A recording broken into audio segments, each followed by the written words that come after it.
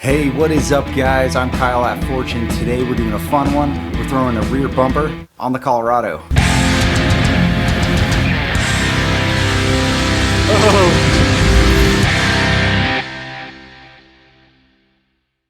So we are definitely in need of a rear bumper. If you look at the stock Colorado, like most trucks, there's a lot of rear overhang, and coming off of any sort of obstacle or decline, anything like that, there is a tendency to rub that part of the body, and we definitely don't want to deal with that anymore. Plus, the stock bumper is a lot of plastic, and we also don't want to deal with that. In our last video, we replaced the front bumper with a Octane Series from Chassis Unlimited. This bumper is really awesome because it just provides so many uses for us.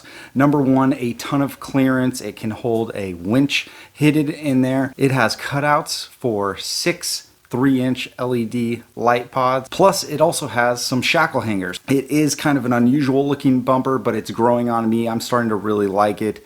I get a lot of questions from people wondering how much lift is on the truck, and there's none. It's completely stock, but that is the whole point of this bumper, to help us with those clearances. All right, so what we decided to do was go with a bumper from that same company, except for the rear. Now, this Octane Series rear bumper is really cool. Like the front bumper, not only does it look awesome, but it offers a ton of use. So one of the cool things I like about it, obviously, is the slider portion that is right behind the rear tires. That kind of wraparound design is something I was really looking for in a rear bumper. Plus, this one also has some steps, which I liked about the stock one.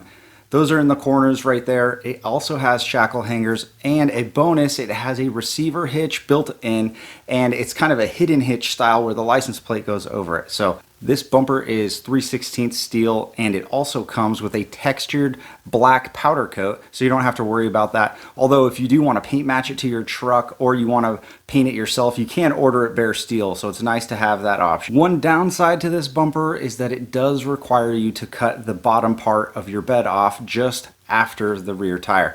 Now, I know for a lot of people, me included, that is something kind of crazy to do, especially when it's a new truck, it's a nice truck.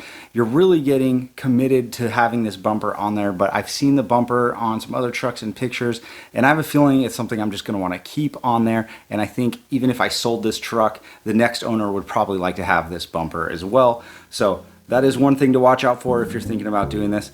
Anyways, that's enough of the specs. Let's get to the install.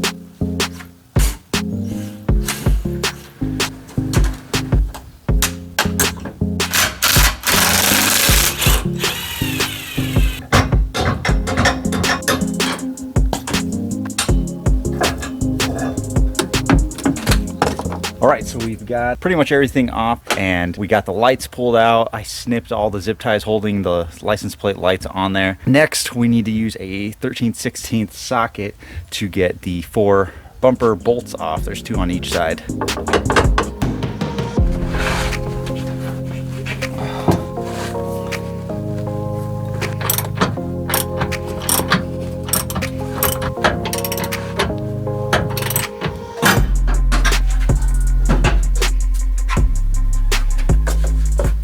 The bumper is off. That was actually way easier than taking the front off. And now it's time to make some cuts. You can see how low this part over here is sticking down. We're gonna have to cut that off. And this is the kind of scary part. I mean, the bumper is supposed to overlap this cut line. So, I mean, it doesn't have to be perfect, but I'm gonna try to make it as straight as possible. You know, maybe if someone else buys this truck later on, or I decide to take this off, it can at least have a clean look still. But what we're gonna do is measure down 8.5 inches from the bottom of the taillight. We're gonna put some tape on here and kind of just draw a line on there. It's supposed to run parallel with the bed rail, so we'll see how this goes. These directions actually have one really good picture on the bottom. These show the cut line and some of the other dimensions. Looks like we're gonna have a good amount of clearance below that, and the cut line is gonna be well below the bumper line, so that should take some of the nerves off.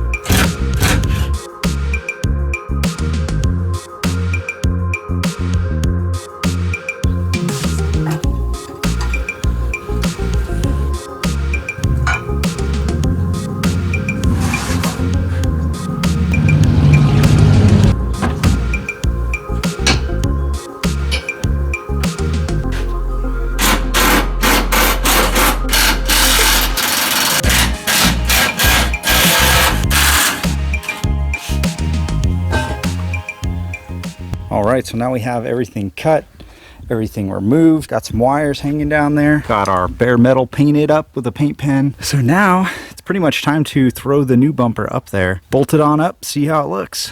So I've had this thing wrapped up in plastic the whole time and I didn't really get a chance to look at it yet, but you can see the mounting here. This is what I thought it was going to be, just these two on the sides. But there's actually one on the bottom too, and that's where the hitch goes. And then I'm going to try to get a hold of Chassis Unlimited today and see if I can get some weight ratings for this hidden hitch that goes behind the plate. If it's not very much, I'm going to have to find a way to modify this bumper to put my receiver hitch back on the bottom so we can still tow heavy and not have to worry about this. This is kind of a unique design with the hitch. You know, if it is strong enough, these parts mount the same place as a hitch, so it acts as a bumper and a hitch, which, you know, would be pretty cool.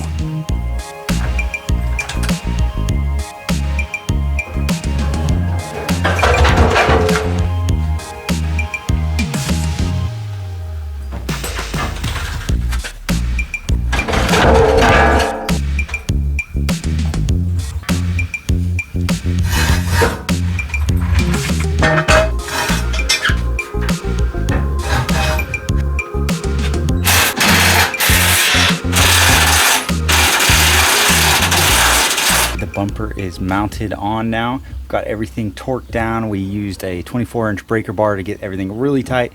Put some red Loctite on the 4 bolts on each side. There's 2 going up where the receiver hitch was, and then the 2 going in from the side that used to hold on the bumper. These are spring loaded, and once they go through they click and go out. I just bent the ears on these 90 degrees and now it's just a really tight kind of pressure fit in there, so hopefully this won't come out. So now that that spare tire is removed and that little shield slash guide that it goes up into is also gone, we have a lot more clearance down here. Not as handy having it up in the truck bed, but it's nice to not have that hanging down, because I mean, it was hanging down like probably this low, so it wasn't much higher than the rear differential. So you can see right here it has the same mounting points as the hitch does, and there's 2 more bolts on this outside going in, so it's nice to have that snug fit on there. But one thing that sucks is it's not compatible with the hitch, because the hitch drops down right here. It would run into this right here, so that kind of sucks. I definitely wanted to run both.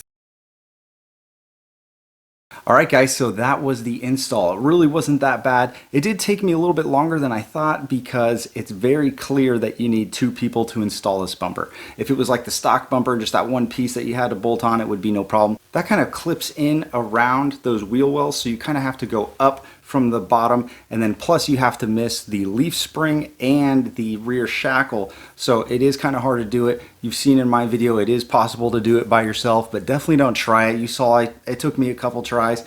Just wait for somebody else to come help you and it should be a total piece of cake. So we still need to do a few things. I mentioned that my receiver hitch isn't compatible and I really need to have that, so eventually we're probably gonna have to cut into this bumper to make that work, or maybe I can find another hitch that'll bolt up without modifying the rear bumper. But the way it's built, I'm kind of doubting it at that point. We also need to get some 3-inch LED light pods to throw in there. It's going to be awesome for backing up. I don't know if you guys have ever experienced this in your truck or car, but sometimes when it's dark out and you turn on your rear camera, you can't really see anything. So it would be nice to have that option to hit a button or hook it up to your reverse lights or whatever you guys want to do. Mine's probably going to be a button, but it'd be really nice to have that option when you're backing up. Anyways guys, we have a ton more for the Colorado. We still have to build our rock sliders that we have. We have a rooftop tent to throw on there, our bed rack, all of the lighting, switch pod. We have some mounting for some radios coming. So if you have a Colorado or just a pickup truck, or you're just interested in seeing some of this stuff, definitely stay tuned. Don't forget to go down there and subscribe so you can see when our videos come out.